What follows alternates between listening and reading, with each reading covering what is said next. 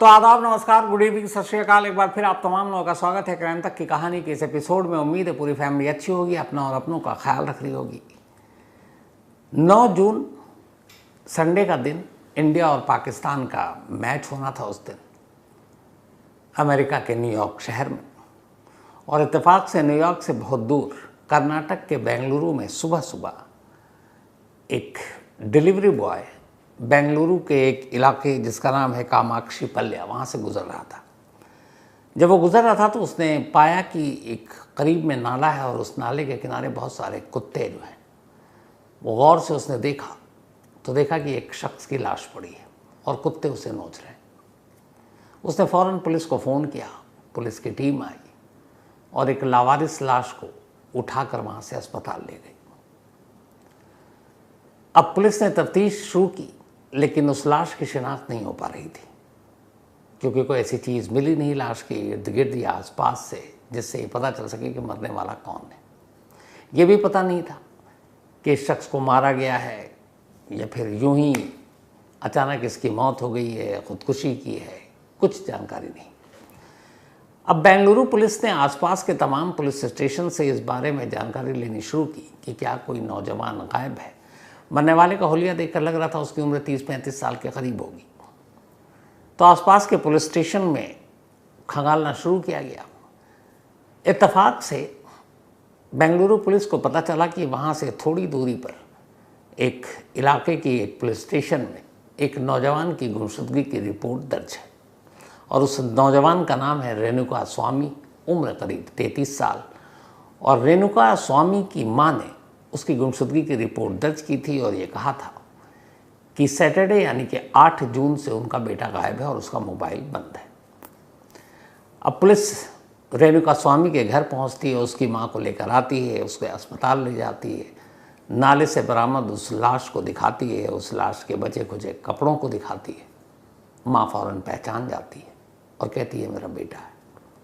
फिर वो पुलिस को बताती है कि वो सुबह ही घर से निकला था। वो अपोलो फार्मेसी नाम की एक मेडिसिन जो डिलीवरी करते हैं जगह जगह या फिर उनके मेडिकल शॉप्स हैं, तो वैसी एक शॉप में वो काम किया करता था, अपोलो फार्मेसी में। रोज़ाना की तरह उस दिन भी वो शॉप किया था, लेकिन फिर घर नहीं लौटा और मोबाइल बंद। जब वो 8 जून को लौटा नहीं, तब 9 जून को माँ ने उसकी रिपोर्ट लिखाई सुबह सुबह। लाश की शिनाख्त हो चुकी थी, पुलिस ने मामला दर्ज किया, लेकिन अब भी ये क्लियर नहीं था कि मरने वाले की मौत कैसे हुई है। अब लाश का पोस्टमार्टम होता है, पोस्टमार्टम रिपोर्ट आती है, तस्वीर साफ हो जाती है। पता चलता है कि उस नौजवान को पीट पीट कर मारा गया है। पोस्टमार्टम रिपोर्ट दहलाने वाली थी। उसमें था कि उसकी ज़ुबान काट ली गई, उसके जबड़े को तोड़ दिया गया, जिस्म पर अनगिनत घाव के निशान थे, रॉड के बेल्ट से इस तरीके से मारा गया था। यानी मरने वाले की मौत बड़ी तकलीफदेह थी, उसे बुरी तरह से टॉर्चर किया गया था। और ये सारे जो ज़ख्म के निशान थे वो एंटीमॉर्टम थे, यानी मौत से पहले के। अब दो ही चीज़ होती है, एंटीमॉर्टम और पोस्टमार्टम। मैंने आपको इसके बारे में बताया भी है। तो एंटीमॉर्टम वो जब किसी इंसान को जीते जी आप मारते हैं, उसके कोई ज़ख्म के निशान पड़ जाते हैं, तो वो पता चल जाता है कि क्योंकि ब्लड सूखता है नहीं सूखता है। और पोस्टमार्टम वो जो मरने के बाद अगर किसी के जिस्म पर को घाव दिया जाए। तो ये सारे ज़ख्म के निशान में एंटीमॉर्टम थे, यानी मौत से पहले उसे मारा गया था। यानी सीधे सीधे ये मामला एक कत्ल का था। अब पुलिस मर्डर का केस दर्ज करती है, तफ्तीश शुरू करती है, कातिलों की तलाश शुरू करती है। सबसे पहले ये पता करती है कि रेणुका स्वामी नाम के इस शख्स की किसी से क्या दुश्मनी हो सकती है। एक फार्मेसी शॉप में काम करने वाला 33 साल का रेणुका, पुलिस उसके बारे में जब खंगालती है तो पता चलता है कि वो उसका बिल्कुल सब कुछ बेदाग है, साफ़ सुथरा है, ना वो किसी क्राइम में है, ना उसकी कोई दुश्मनी है। सीधा साधा लड़का है, नौकरी करता है, घर जाता है, किसी गलत सोहबत में नहीं है और दुश्मनी की कोई वजह सामने कहीं से नज़र नहीं आ रही। बहुत अमीर भी नहीं है कि किसी ने किडनैप किया हो पैसों के लिए। तो फिर कोई उसे क्यों मारेगा? पुलिस अपनी तफ्तीश आगे बढ़ाती है और अभी तक पुलिस को भी ये कि एक नॉर्मल केस है। एक आम शख्स, एक आम नौजवान जो हाई प्रोफाइल नहीं है, किसी बड़े बाप या किसी बड़े घराने से उसका कोई संबंध ताल्लुक़ नहीं है, ऐसे केसों में जो अपनी पुलिस का रवैया होता है लगभग इस केस में भी वही है। तो पुलिस का मानना है कि चलो एक लाश मिली है, किसी ने कत्ल किया, तफ्तीश करते हैं। और अब पुलिस अपनी तफ्तीश यूँ ही कर रही है। अभी तक इस केस में ऐसा कुछ नहीं है जो एक न्यूज़ बन सके, मीडिया का भी इसकी तरफ ध्यान दिया जा सके। पुलिस तफ्तीश कर रही है, लेकिन तभी अचानक एक अजीब चीज़ होती है। लाश की बरामदगी के ठीक अगले दिन 9 जून को ये लाश मिली और 10 जून को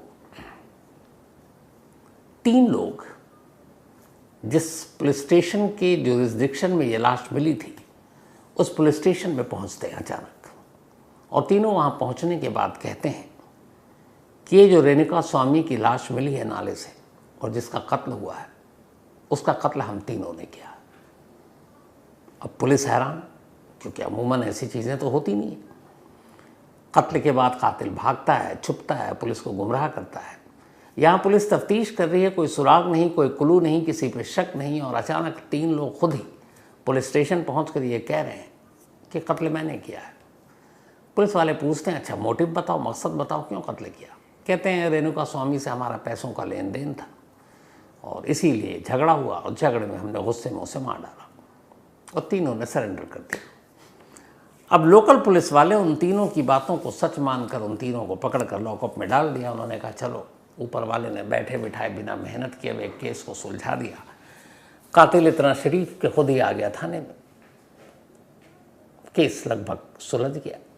अब थाने की पुलिस केस को क्लोज करने की तैयारी कर रही है। लेकिन इससे पहले कि ये केस क्लोज होता, अचानक उस इलाके के जो एसीपी हैं, थाना उनके अंडर में है, तो अब एसीपी उस थाने में पहुंचते हैं, पूछते हैं कि क्या हुआ इस केस का। जो आईओ है, इन्वेस्टिगेटिंग अफसर, वो बताता है साहब ये रेणुका स्वामी नाम के शख्स की लाश मिली थी और 3 लोग खुद ही थाने आ गए, शायद पुलिस के डर से, और उन्होंने सरेंडर कर दिया और पूरा अपना जुर्म कबूल कर लिया है। लेकिन एसीपी को ये बात हजम नहीं हुई। आज के ज़माने में वो भी एकाक शख्स, चलो किसी का ज़मीर जाग उठता है, चला आता है। यहाँ 3 अलग अलग लोग और तीनों का एक ही तरीके से सोचना, ये बात खटक रही थी। एसीपी को लगा कि मामला कुछ गड़बड़ है। उन्होंने कहा ठीक है, उन तीनों से मैं पूछताछ करूँगा। तीनों को बुलाया गया और तीनों से उन्होंने अलग अलग पूछताछ करनी शुरू की। जब तीनों से अलग अलग पूछताछ शुरू की कि क्या दुश्मनी थी, कैसे मारा, कहाँ मारा, कौन सी जगह थी, तीनों के बयान अलग अलग थे। अब यहाँ पे डाउट शुरू कि एक कत्ल के लिए 3 लोग आए हैं और तीनों के बयान अलग अलग हैं। साफ लग गया कि ये तीनों झूठ बोल रहे हैं। खैर एसीपी ने इसके बाद पुलिस की अपनी टीम से कहा कि काम करो, इन तीनों के मोबाइल का लोकेशन चेक करो और मरने वाले के मोबाइल का लोकेशन चेक करो, जो कहाँ कहाँ इन मौजूद थे ये लोग, किस किस वक्त एक साथ थे कि नहीं, वो चेक करो। वो सारी चीज़ें चेक करने के साथ साथ उन्होंने कहा इनके नंबर भी चेक करो। अब जब मोबाइल में झांका गया तो पता चला कि पिछले 3 दिनों में इन लोगों ने जिन जिन लोगों से बात की है उन सारे के नंबर आने शुरू हुए। लेकिन उन्हीं में से एक नंबर पर जब पुलिस की नज़र पड़ी तो बेंगलुरु पुलिस चौंक उठी।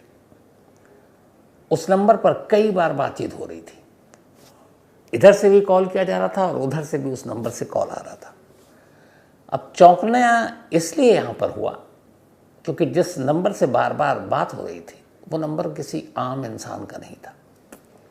वो नंबर कन्नड़ फिल्म के सुपरस्टार, कन्नड़ फिल्मों के सबसे बड़े हीरो में से एक, जिनकी हर फिल्म जब आती है और शुरुआत होती है तो उनके नाम से पहले एक टैगलाइन आता है, और वो टैगलाइन है जो इनकी हर फिल्म से आता है, वो चैलेंजिंग स्टार। साउथ की फिल्मों में एक अलग परंपरा है, मेगा स्टार, मास स्टार, सुपर स्टार, इसके अलावा भी और भी कई नाम हैं, चूँकि साउथ इंडियन फिल्म में मैं बहुत देखता हूँ हिंदी में डब्ड। तो इनके नाम के आगे आता है चैलेंजिंग स्टार दर्शन। मुझे हैरत तब हुई जब इस खबर के बारे में पता चला। जब मैंने तस्वीर देखी तो मैं सोचने लगा कि मैंने कितनी फिल्में देखी होंगी दर्शन की। कम से कम 10-12 फिल्में तो ज़रूर देखी होंगी, और मुझे लगता है आप में से बहुत सारे लोगों ने देखी होंगी। फिर मुझे लगा कि ये challenging star, super star Kannada फिल्मों के और सैंडलवुड, जैसे हमारी बॉलीवुड है, उधर हॉलीवुड है, कुछ टॉलीवुड है, कुछ जॉलीवुड है, हमारे देशों में मॉलीवुड है, तो कन्नड़ फिल्मों का नाम सैंडलवुड है, क्योंकि वहाँ जो सैंडल और संदल की जो लकड़ियाँ हैं उसकी वजह से भी, और भी कुछ वजह होगी, लेकिन कन्नड़ फिल्मों का नाम सैंडलवुड दिया गया। तो सैंडलवुड के सबसे बड़े star, super star, challenging star Darshan. Darshan 3 लोग जो खुद को कातिल बता रहे हैं, उनमें से एक के मोबाइल पर लगातार फ़ोन कर रहे हैं और इधर से भी लगातार फ़ोन पर बात हो रही। अब यहाँ पुलिस के लिए सोचना ज़रूरी था कि इन कातिलों से कन्नड़ फिल्मों के सुपरस्टार का क्या रिश्ता। और सबसे बड़ी बात जो चौंकाने वाली थी वो ये कि जिस दिन ये कत्ल हुआ और जब उसके बाद लाश को ठिकाने लगाया गया, ये सारी बातचीत, सारे कॉल उन्हीं 2 दिनों में पिछले 48 से 72 घंटे के दरमियान हो रही है। जब एसीपी ने इस मोबाइल में एक कातिल के, सुपरस्टार का देखा नंबर और देखा इतने कॉल, उसे लगा मामला कुछ गड़बड़ है। अब पुलिस ने इन तीनों कत्ले के आरोपी और चैलेंजिंग स्टार, सुपरस्टार दर्शन के मोबाइल के लोकेशन को ट्रेस करने का फैसला किया। तो टावर से पता चला कि पिछले 48 घंटों में ऐसे कई मौके आए जब ये तीनों कातिल, आरोपी कातिल और सुपरस्टार दर्शन एक ही जगह पर मौजूद थे। अब ये बात बड़ी हैरान करने वाली थी कि एक फिल्म का इतना बड़ा सितारा, इतना बड़ा स्टार, और ये 3 कातिल, और ये जो कुछ हुआ है इसी दौरान में सब एक साथ। एसीपी को कुछ डाउट हुआ। इसके बाद उन्होंने उन तीनों को फिर से बुलाया, अलग अलग तीनों से बातचीत की, और इसके बाद तसल्ली और तरीके से बातचीत की। जब बातचीत की तो उनमें से एक टूट गया और फिर उसने सच बताया, एक ऐसा सच जिसकी वजह से पिछले 1 हफ्ते से बेंगलुरु और पूरे कर्नाटक और ख़ास तौर पर कन्नड़ फिल्म इंडस्ट्री या फिर सैंडलवुड में एक कोहराम मचा हुआ है। कोहराम इसलिए कि कन्नड़ फिल्म का सबसे बड़ा सितारा यानी कि दर्शन इस वक्त जेल में है, पुलिस हिरासत में है। 11 तारीख तक थी, फिर उसके बाद अब जुडिशल कस्टडी में जाना है। दर्शन का इन तीनों कातिल से क्या रिश्ता, और नाले के किनारे से 9 जून को जो लाश मिली रेणुका स्वामी की, उस लाश से कन्नड़ फिल्म के सुपरस्टार का क्या रिश्ता। पुलिस ने तफ्तीश की और उस तफ्तीश के बाद पूरी कहानी सामने आई, और वही कहानी अब आपके सामने पेश है। दर्शन कन्नड़ फिल्मों में इसलिए आए क्योंकि उनके पिता खुद कन्नड़ फिल्मों के एक बहुत बड़े अपने ज़माने के नेगेटिव किरदार किया करते थे। बाद में दर्शन ने संदल की लकड़ी का कारोबार भी किया, एक बिजनेसमैन के तौर पर उभरे, पॉलिटिकल घरानों से अच्छे रिश्ते। फिर चूँकि फिल्मी बैकग्राउंड था, उन्होंने फिल्मों में काम किया, धीरे धीरे उन्हें फिल्में मिलने लगी, कन्नड़ फिल्में। 1990 के लेट में उन्होंने फिल्म इंडस्ट्री में कदम रखा, लेकिन उनकी जो पहली फिल्म हिट हुई थी 2002 में, उस फिल्म का नाम था मैजेस्टिक। इसके बाद बहुत सारी फिल्मों में काम किया। लास्ट फिल्म जो उनकी आई थी 2023 में, कातेरा, ये सुपर डुपर हिट हुई, और इसकी कुछ दिन पहले ही एक ग्रैंड सक्सेस पार्टी भी हुई थी। तो ऐसी बहुत सारी फिल्में की, और धीरे धीरे दर्शन की जो इमेज है वो कन्नड़ फिल्म में ये बनी कि एक आम आदमी को रिप्रेजेंट करता है, एक आम आदमी के हक की लड़ाई लड़ता है, एक आम आदमी की आवाज़ को उठाता है, जुल्म के ख़िलाफ़ आवाज़ उठाता है। तो एक बहुत बड़ा इनकी एक फ़ैन फॉलोइंग हो गई। कन्नड़ के अलावा फिर दूसरी भाषाओं में भी काम किया, तेलुगु में, तमिल में, मलयालम में, लेकिन कन्नड़ फिल्मों में इनका कोई जवाब नहीं। बाद में इनकी शादी हुई विजय लक्ष्मी नाम की एक लेडी से, फिर इनको एक बेटा हुआ, धीरे धीरे वक्त बीता, लेकिन फिर 2021 में इनकी पत्नी के साथ इनके रिश्ते ख़राब होने लगे। एक बार इन्होंने पत्नी के ऊपर हाथ वाथ उठाया या शायद मारने की कोशिश की। पत्नी ने पुलिस में कंप्लेंट की, अटेम्प्ट टू मर्डर का केस दर्ज हुआ। तब दर्शन को कुछ दिनों के लिए जेल जाना पड़ा, लेकिन फिर पति पत्नी में समझौता हो गया, केस वापस ले लिया गया, वो वापस आ गए। और ये सब लड़ाई झगड़ा इसलिए हुआ कि करीब 10 साल पहले दर्शन की ज़िंदगी में एक महिला आई। उस महिला का नाम है पवित्रा गौड़। पवित्रा गौड़ अपने आप को एक मॉडल, एक डिज़ाइनर, एक एक्ट्रेस यही बताती है। एक फिल्म के लिए दर्शन को किसी न्यू फेस की तलाश थी और इत्तेफाक से जो पवित्रा गौड़ है, उन्होंने किसी से, एक बड़े नामी फोटोग्राफर से अपनी एक पूरी पिक्चर बनवाई थी, पोर्ट्रेट। उस पर नज़र पड़ी दर्शन की। दर्शन ने बुलाया पवित्रा गौड़ को, लेकिन बात बनी नहीं किसी वजह से। तो पवित्रा गौड़ को वो फिल्म तो नहीं मिली, लेकिन वो दर्शन के करीब आ गई। फिर दर्शन की वजह से कुछ फिल्मों में काम भी मिला। हालांकि वो बड़ी एक्ट्रेस नहीं बन पाई, लेकिन दर्शन की ज़िंदगी में दाखिल हो चुकी थी। और ये सब कुछ चुपचाप चलता रहा। लेकिन बवाल तब मचा जब पिछले ही साल पवित्रा गौड़ ने एक इंस्टाग्राम पे पोस्ट लिखा और उसमें दर्शन की तस्वीर के साथ ये लिखा कि हमारे रिश्ते के 10 साल। तो उन्होंने ओपनली एक तरह से ये बता दिया लोगों कि हम और दर्शन दोनों रिलेशनशिप में हैं।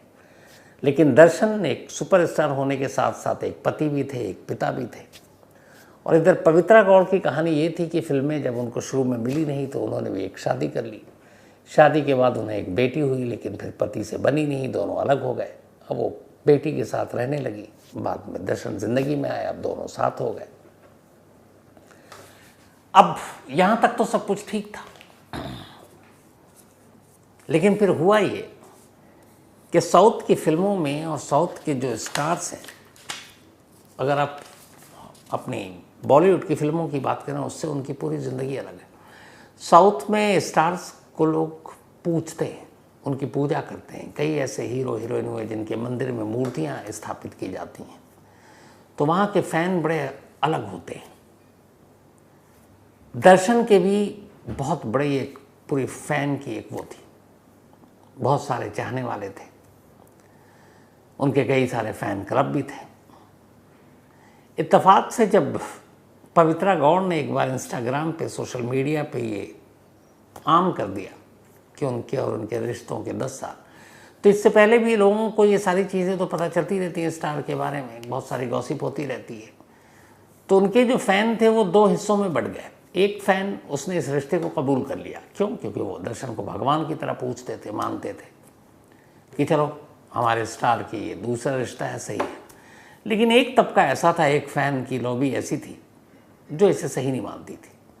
उसका मानना था कि नहीं, उनको विजय लक्ष्मी के साथ वफादार होना चाहिए, उनकी पत्नी है, एक बेटा है, और इस दूसरी हीरोइन के साथ उनका कोई रिश्ता नहीं होना चाहिए। तो इसको लेकर लोग बड़े कमेंट्स भी करते हैं। और जब पवित्रा गौड़ ने वो फ़ोटो डाली थी, तब भी लोगों ने बड़े कमेंट्स किए थे पवित्रा गौड़ के ख़िलाफ़। तो सोशल मीडिया पर ये चलता रहता है, बहुत सारे लोग कमेंट्स करते हैं। इत्तेफाक से रेणुका स्वामी 33 साल का एक नौजवान जो बेंगलुरु के करीब रहता है, वो भी दर्शन को एक भगवान की तरह मानता था, क्योंकि वो उसका अंधा फैन था। दर्शन की कोई भी फिल्म हो, फर्स्ट डे फर्स्ट शो, ये देखना उसके लिए ज़रूरी था, चाहे कैसे भी देखे। कई बरसों से वो दर्शन का दीवाना था और दर्शन की पूजा करता था। लेकिन जब पवित्रा गौड़ की ये कमेंट्स आए सोशल मीडिया पर, जो उसने पोस्ट किया, तो रेणुका स्वामी उन फैंस में था जो इस रिश्ते के ख़िलाफ़ था। उसे लगता था कि नहीं, उसका भगवान अपने घर वालों के ख़िलाफ़ धोखा नहीं कर सकता, उसकी एक पत्नी है, बेटा, उनके साथ वफादार होना चाहिए, इस रिश्ते से उसको दूर होना चाहिए। तो जब भी पवित्रा गौड़ कुछ दर्शन को लेके पोस्ट करती, वो उसके ख़िलाफ़ कमेंट्स करता और कहता कि तुम गलत कर रही हो, एक शादीशुदा आदमी की ज़िंदगी तुम बर्बाद कर रही हो, और बहुत सारे ऐसे कमेंट्स करता रहता। और ये कमेंट्स पहुंचता भी दर्शन तक, पवित्रा गौड़ तक। इत्तेफाक से जून के पहले हफ्ते में भी रेणुका स्वामी ने एक ऐसे ही पवित्रा गौड़ के पोस्ट पे कमेंट्स किया और इस कमेंट्स में बहुत गुस्से में था और उसने पवित्रा गौड़ को बहुत बुरा कहा कि तुम कैसी महिला हो, एक शादीशुदा आदमी हो, उसकी ज़िंदगी बर्बाद कर रहे हो, उसकी ज़िंदगी में दाखिल होकर, तो ये सब अच्छी चीज़ नहीं है। और भी उसने कुछ आपत्तिजनक भाषा का भी प्रयोग किया। पवित्रा गौड़ ने ये कमेंट्स पढ़ा और वो खुद पर काबू नहीं रख पाई। वो पहुंचती है दर्शन के पास और दर्शन से कहती है कि देखो, ये मेरे बारे में तुम्हारे रिश्तों को लेकर क्या क्या क्या कहा जा रहा है और ऐसे लोगों को सबक सिखाना होगा। पवित्रा गौड़ के इस गुस्से और उस कमेंट्स के बाद जो कुछ लिखा था और उसके दबाव में दर्शन ने कहा ठीक है मैं करता हूँ। अब दर्शन ने पता किया, कर्नाटक में शहर शहर फ़ैन क्लब है, तो ऐसे ही एक फ़ैन क्लब चलाने वाला एक शख्स उसे बेंगलुरु के पास मिल गया। उसने कहा कि ये बंदा जो ये पोस्ट करता है ज़रा इसकी असलियत पता करो। अच्छा, रेणुका स्वामी जो पोस्ट करता था वो एक दूसरे आईडी से करता था, इंस्टाग्राम और उस पर। तो उस फ़ैन क्लब को चलाने वाले एक शख्स ने, जिसका नाम शायद राजेंद्र है, उसने पता करना शुरू किया और पता करते करते उसे रेणुका स्वामी की जानकारी मिल गई। उसने बताया दर्शन को कि मैंने पता कर लिया, बताइए क्या करना है। उसने कहा कि उसे मार दो।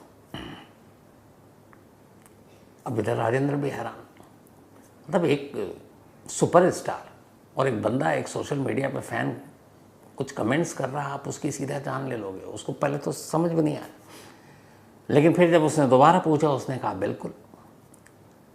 तब इसके बाद उसने अपने लोगों को लगाया रेकी की, रेणुका स्वामी कहाँ रहता है, कब शॉप जाता है, कब लौटता है। ये सारी चीज़ें जब हो गई, 8 जून की बात है, 8 जून को राजेंद्र पहुंचता है रेणुका स्वामी के पास और उससे बातचीत करता है। चूँकि वो दर्शन का फ़ैन क्लब चलाता था और रेणुका स्वामी भी दर्शन का फ़ैन है, तो उसे पूरी बात बताता है।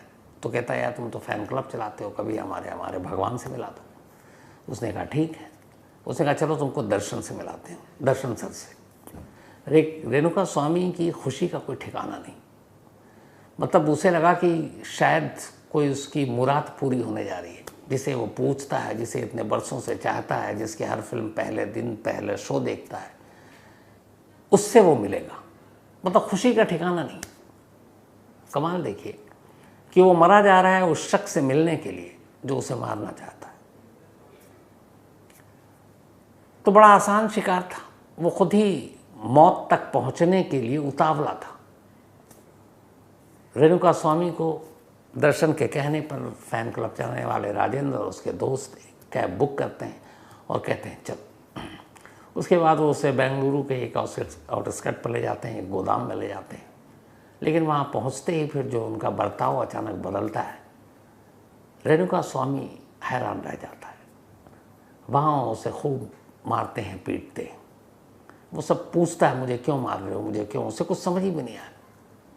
लेकिन थोड़ी देर बाद अचानक रेणुका स्वामी का सारा भ्रम टूट जाता है, क्योंकि कुछ देर बाद ही जिसे वो बरसों से पूछता आया था, जिसे चाहता था, जिसकी हर फिल्म पहले दिन पहला शो देखता था, वो उसके सामने खड़ा था, यानी कि Darshan. Challenging star, superstar, mega star, Kannada की फिल्मों का जो भी कहिए। जब वो सामने खड़ा था तो थोड़ी देर के लिए वो अपने ज़ख्म भूल गया रेणुका स्वामी। उसे लगा कि चलो आज मेरा अपना भगवान मुझे बचाने आया। लेकिन थोड़ी देर बाद शायद वो जीते जी मर गया, क्योंकि जो काम अब तक उससे पहले राजेंद्र और उसके दोस्त कर रहे थे, उसे बेल्ट से, रॉड से मार रहे थे, अब वो बेल्ट खुद दर्शन ने अपने हाथों में ले लिया। इसके बाद रेणुका स्वामी को तब तक मारता रहा जब तक कि उसके हाथ थक नहीं गए। मारने के बाद वो वहाँ से बाहर निकला और बोला कि अब इसे मार डालो। वो चला गया। इसके बाद उन लोगों ने उसकी इतनी पिटाई की कि रेणुका स्वामी ने दम तोड़ दिया। कहते हैं इसके बाद उन्हीं में से एक ने, जिसका एक जानकार रिश्तेदार कर्नाटक पुलिस में है, उसके सब इंस्पेक्टर, उसको फ़ोन किया और उससे पूछा कि अगर किसी को मार दिया है तो उसकी बॉडी को कैसे ठिकाने लगाते हैं। उसने कहा ले जाओ, वहाँ पे एक जगह पे एक नाला है, उस नाले में उसकी लाश को डाल दो, बहकर लाश दूर चली जाएगी, किसी को पता ही नहीं चलेगा, कभी लाश मिलेगी नहीं। उसी के कहने पर उस लाश को ले जाकर नाले में फेंक दिया कि वो बह जाएगा, लेकिन इत्तेफाक से पानी उसे बहा कर ले जाती। सुबह ही सुबह कुछ घंटे बाद ही एक डिलीवरी बॉय की नज़र पड़ गई और इस तरीके से पुलिस तक ये लाश पहुंची। अब सवाल ये है, जब सब कुछ हुआ तो ये 3 लोग थाने में क्यों पहुंचे कि ये कत्ल मैंने किया? तब यहीं से साजिश की कड़ी शुरू होती है। पहले इन लोगों को लगा था कि रेणुका स्वामी की लाश इतनी जल्दी नहीं मिलेगी, उसके बाद तसल्ली से प्लान करेंगे, लेकिन लाश कुछ घंटे में मिल गई। जब ये सब कुछ हुआ, रेणुका स्वामी को पीटने के बाद दर्शन बेंगलुरु से मैसूर पहुंच गया, क्योंकि उसे एक फिल्म की शूटिंग करनी थी। उसकी एक फिल्म आने वाली जिसका नाम ही देखिए इत्तेफाक से डेविल द हीरो है। तो उसकी शूटिंग थी मैसूर, और उसी के मैसूर के एक 5 स्टार होटल में वो ठहरा हुआ था। अब जब इधर लाश मिलने की खबर आई तो दर्शन को लगा कि अब तो पुलिस जांच करेगी, उस तक पहुंच ना जाए। तब उसने इसी राजेंद्र फैन क्लब को चलाने वाले और उससे बात की और उसने कहा कि एक काम करो, तुम 3 लोगों को तैयार करो, मैं सबको 20 लाख रुपए दूंगा और थाने में जाकर एक्सेप्ट कर लो कि ये कत्ल हमने किया और बहाना बना दो कि पैसों को लेकर झगड़ा था। और वो 3 लोग पहुंच गए थाने में कि हमने कत्ल किया। लेकिन एसीपी को लगा कि मामला कुछ गड़बड़, और जब उन्होंने तसल्ली से पूछताछ की तो ये सच्चाई सामने आ गई। अब इधर ये सारी चीज़ें हो गई, उधर दर्शन को छोटी मोटी चीज़ तो है नहीं, चैलेंजिंग स्टार है, उसने भी चैलेंज किया सिस्टम को। न सिर्फ वहाँ की जो सत्ता में पार्टी है, वो जो अपोजिशन में है, सारे उसके जानने वाले, उसके मानने वाले। तो अब अपोजिशन और गवर्नमेंट में बैठे हुए लोग सभी दर्शन को बचाने में लग गए। एक मिनिस्टर ने तो होम मिनिस्टर से लेकर चीफ मिनिस्टर तक बात कर ली कि भाई दर्शन बहुत बड़ा स्टार है कन्नड़ फिल्म इंडस्ट्री का, अगर ये जेल जाएगा तो पता नहीं क्या हो जाएगा। तो कहते हैं कि बचाने की सारी कोशिशें शुरू हो चुकी थी, लेकिन गड़बड़ ये हो गई कि उन्हें भी अंदाज़ा नहीं था कि पुलिस इतनी तेज़ी से अपना काम कर लेगी। और जिस एसीपी ने यह काम किया उनके बारे में यह है कि वो ईमानदार और बेहद सख्त, और इत्तेफाक से कमिश्नर का भी उनको सपोर्ट मिला। तो इससे पहले कि सरकार की तरफ से कुछ होता, उन्होंने इतनी तेज़ी से कार्रवाई की कि खबर मीडिया तक पहुंच गई। कर्नाटक के हर न्यूज़ चैनल, हर न्यूज़पेपर में दर्शन की खबर छप गई। अब ऐसे में दर्शन को बचाकर निकाल लेना मुश्किल हो गया। तो सरकार की तरफ से जितनी कोशिश थी वो धरी की धरी रह गई। एसीपी अपने टीम के साथ पहुंचते हैं मैसूर के होटल से वो जाकर दर्शन को कहते हैं कि आपको हमारे साथ चलना होगा। तो कहते हैं ठीक है आप चलिए, हम बाद में आएंगे। बोले नहीं, या तो अभी चलिए वरना अरेस्ट करके ले जाएंगे। कोई रास्ता नहीं था। दर्शन को लगा चलो अभी मेरे पॉलिटिकल आका सब बैठे हुए हैं, सरकार में भी अपोजिशन में भी, ये क्या करेंगे, थोड़ी देर के बाद निकल के आ जाऊँगा, फिर से शूटिंग करूँगा। लेकिन उन्हें अंदाज़ा नहीं था कि मामला बहुत बिगड़ चुका है। तो सारे सबूत मिल चुके थे, फ़ोन के कॉल डिटेल, लोकेशन, 3 लोगों की गवाही और मोटिव। फिर उनको लाया गया, पूछताछ हुई। जब पूछताछ हुई तो फिर एक एक कर गिनती बढ़ती गई। पहले 3 थे, फिर जो दर्शन है वो पकड़े गए। फिर जिन लोगों ने किडनैप किया, जिन लोगों ने हथियार सप्लाई की, जिन लोगों का गोदाम था, करते करते 17 लोगों के नाम सामने आए। पुलिस ने तमाम लोगों के खिलाफ एक रिपोर्ट तैयार की एफआईआर में। लेकिन इस एफआईआर में अक्यूज नंबर 1 या आरोपी नंबर 1 दर्शन को नहीं बनाया। दर्शन का नाम नंबर 2 पे रखा गया। नंबर 1 पे पवित्रा गौड़ का नाम रखा गया, और इसलिए रखा गया क्योंकि कर्नाटक पुलिस ने जब पूरी तफ्तीश की तो जो मर्डर का मोटिव है रेणुका स्वामी के, वो मोटिव असल में पवित्रा गौड़ की वजह से पैदा हुआ। क्योंकि रेणुका स्वामी ने जो कमेंट्स किया, उस कमेंट से पवित्रा गौड़ भड़क गई और उन्होंने दर्शन को प्रोवोक किया, उकसाया कि देखो ये ऐसे कर रहा है, हमारे रिश्तों को लेकर इसे सबक सिखाओ। पवित्रा के उकसाने पर ही दर्शन ने लोगों को चुना और कहा कि उसे मार डाले, और ख़ुद भी उसे पीटा।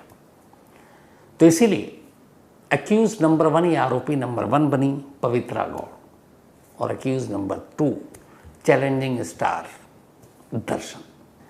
बाद में इन दोनों को जब पुलिस कस्टडी में बेंगलुरु के एक पुलिस स्टेशन में रखा गया तो कमाल देखिए कि चैलेंजिंग स्टार दर्शन के फैन तब भी उस पुलिस स्टेशन में पहुंच गए। उन्होंने खूब नारे लगाए, पुलिस के ख़िलाफ़ भी नारे लगाए और कहा कि हमारे मतलब जिनको हम भगवान जैसा मानते हैं, हमारे सुपरस्टार हैं, इनको फंसाया जा रहा है। पुलिस को मजबूरन धारा 144 यानी सेक्शन 144 लगाना पड़ा थाने के इर्द गिर्द। बताइए, थाने के आसपास भी लोगों को समझाना पड़ा, लाठीचार्ज करनी पड़ी। तो ये भी एक रूप है साउथ की फिल्मों का कि चाहने वाले दर्शन के जितने हैं उन्हें पता है कि एक मर्डर केस, एक शख्स जिसने सिर्फ एक कमेंट्स किया उसको इस बुरी तरीके से पीटा गया और उसका कत्ल करवाने वाला कोई और नहीं, वही दर्शन है। लेकिन उसके बावजूद भी उनकी मोहब्बत में कमी नहीं आई और वो पहुंच गए। इस केस में बाद में और भी कई चीज़ें हुई। जो पोस्टमार्टम किया था जिन डॉक्टरों के पैनल ने, उसमें से एक डॉक्टर ने एक बड़ी सनसनीखेज इल्ज़ाम लगाया और कहा कि उनके पास किसी का फ़ोन आया और ये कहा गया था कि आप पोस्टमार्टम रिपोर्ट में ये लिखें कि रेणुका स्वामी की मौत नेचुरल डेथ थी, उसे कत्ल नहीं किया गया, यानी एंटीमार्टम की बात मत कीजिए। 1 करोड़ रुपए देंगे। मिनिस्टर्स की तरफ उंगलियां उठी कि बचाने के लिए तमाम मशीनरी का इस्तेमाल कर लिया गया था, लेकिन एक एसीपी और उनके ऊपर कमिश्नर का हाथ और उनकी तेज़ी से इन्वेस्टिगेशन ने इन सारी चीज़ों को एक तरफ कर दिया और कन्नड़ फिल्म के चैलेंजिंग स्टार का पूरा भांडा फूट गया और अब वो पुलिस के शिकंजे में। आज के इस दौर में जब सोशल मीडिया लोगों की ज़िंदगी का एक हिस्सा है और इन सोशल मीडिया पे न मालूम लोग कैसे कैसे कमेंट्स करते हैं, मुझे लगता है आप पूरी क्राइम तक फैमिली भी इससे अच्छी तरह वाकिफ़ होंगे। अच्छे भी होते हैं, बुरे भी होते हैं, गालियाँ भी दी जाती हैं, पता नहीं क्या क्या कहा भी जाता है। लेकिन किसी फ़ैन के किसी कमेंट से कोई इस कदर गुस्सा हो जाए कि वो उसकी जान ले ले, शायद ये पहला मामला है और बेहद अफसोस। और ख़ासतौर पर मुझे तो अफसोस इसलिए हो रहा है कि मैंने इतनी फिल्में देख ली हैं दर्शन की, क्योंकि साउथ में तो ये होता है कि जो भी डब फिल्में आई थोड़ी सी शुरू में देखो अच्छा लगता तो फिर आप देखते हैं। तो जब ये वाली चीज़ें सब सामने आई तो मेरे सामने वो सारी फिल्में और उनके सीन चलने लगे और देखिए अब वो सलाखों के पीछे हैं। क्या कीजिए, कभी भी कुछ भी कहीं भी हो सकता है। खैर, तो ये थी आज की कहानी, लेकिन कहानी ख़त्म करूं उससे पहले वही अपना सिलसिला।